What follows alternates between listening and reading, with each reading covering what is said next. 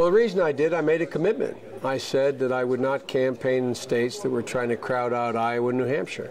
And so Senator Obama, Senator Edwards, and I forget who else, maybe Governor Richardson, we agreed to keep our pledge. You know, as I said, in my neighborhood, a promise made is a promise kept. I made that promise.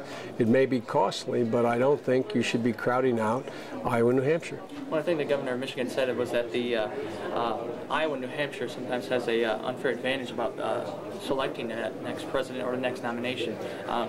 Respond to that. Well, it does have an advantage, but the reason it has an advantage is it allows people who don't have $100 million to compete. The money being spent in campaigns is obscene. The only way you can campaign in a big state like Michigan is if you have hundreds of thousands of dollars, millions of dollars to go on television, or 2 years to go around and be in the state. So the reason why small states are given this opportunity early on is to give candidates with ideas an opportunity to be in the game. And then all the big states, if you make it through the sieve here in Iowa and New Hampshire, then in fact you're able to raise the money to compete with those who have the millions of dollars. Why so much energy in education reform? Because it's my passion. It is the basis upon which we're going to be able to lead. We're going to rise or fall in the 21st century, based on whether or not we have the best educational system in the world. That's why we succeeded in the 20th century. We need a 21st century education policy, a radical change. It's within our power to do it, and it is both from a security standpoint and an equity standpoint. It's the only way up in the middle class. Only way to have access to the middle class is a solid education. Now, if in office, what's the first thing that's going to happen?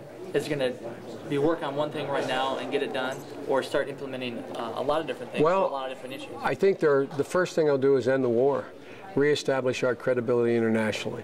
I will, in my inaugural address, literally, not figuratively, announce we're going to abide by every treaty. We're going to end torture. We're going to stop rendering prisoners to countries of torture. We're going to close Guantanamo Bay. We're going to pay the Iraqis to let us bulldoze down Abu Ghraib, a symbol of shame.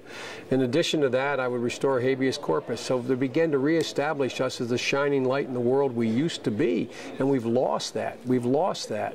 The second thing I would do, I'd immediately move to insure every child and provide catastrophic health care, while I was moving to provide access to early education as well as providing for access to college. All of those things cost less than the tax cut for people making over an average of $1.4 million a year. Does the United States need a increased army? Do we need a bigger army? We need a different army.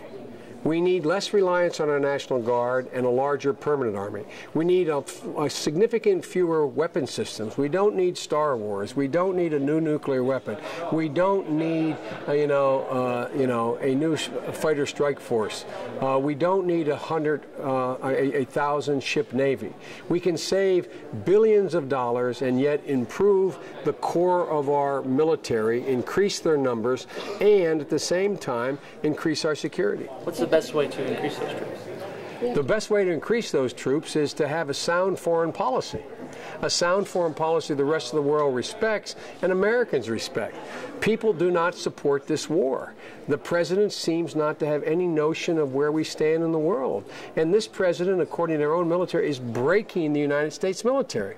Military force is absolutely necessary in the 21st century, but it's not sufficient to deal with the problems we're going to face your generation. Spread of weapons of mass destruction, global warming, failed states, terrorist organizations, pandemic disease. None of them lend themselves to a purely military solution. Again, military is necessary, but not sufficient.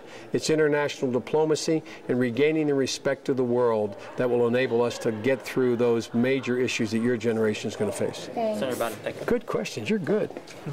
Whoa. Are you professional or are you at the school? I'm graduating in December, work at Channel 7 in this town. I work for a lot of different You're stations, good. so it's nothing new. Thank you, sir. We're heading over to the store right here.